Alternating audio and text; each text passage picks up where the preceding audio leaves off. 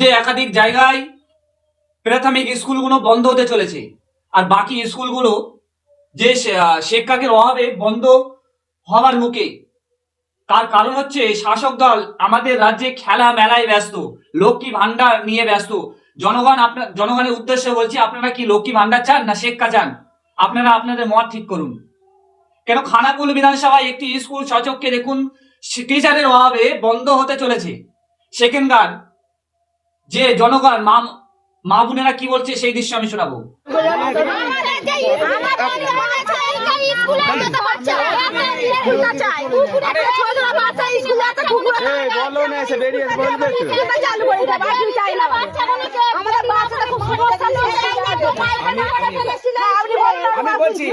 খানাকুল বিধানসভার ঘোষ সুকান্ত ঘোষ কি বলছেন? বলছি 500 টাকার লক্ষ্মীর ভান্ডার চাই নাকি স্কুল চাই?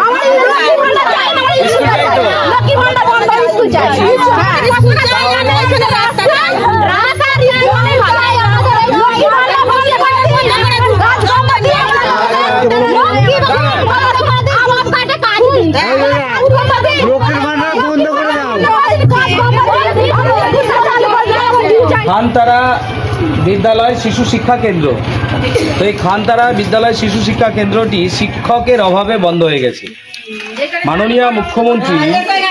মাননীয় মুখ্যমন্ত্রী মমতা ব্যানার্জি উনি মেলা খেলা উৎসব মৎসব করতে ব্যস্ত, উনি দান খয়রাতি করতে ব্যস্ত।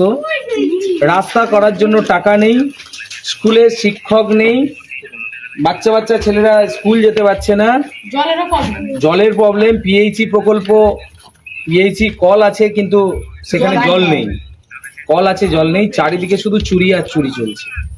জব কার্ডের এত কোটি কোটি টাকা চুরি হয়েছে যার কারণে আজকে ঢালাই রাস্তাও থেকে মাটির রাস্তা সব খারাপ হয়ে গেছে।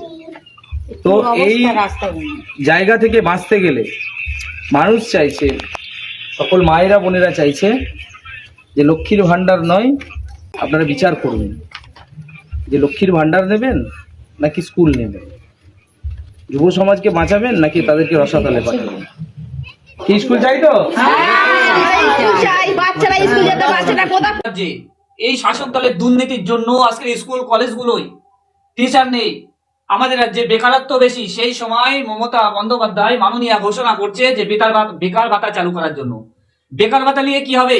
যে এখানে যে আমাদের রাজ্যই দরকার কর্মসংস্থান, এখানে স্কুল কলেজগুলোই টিচার নিযুক্ত করা, সেখানে এখনো ভাতা।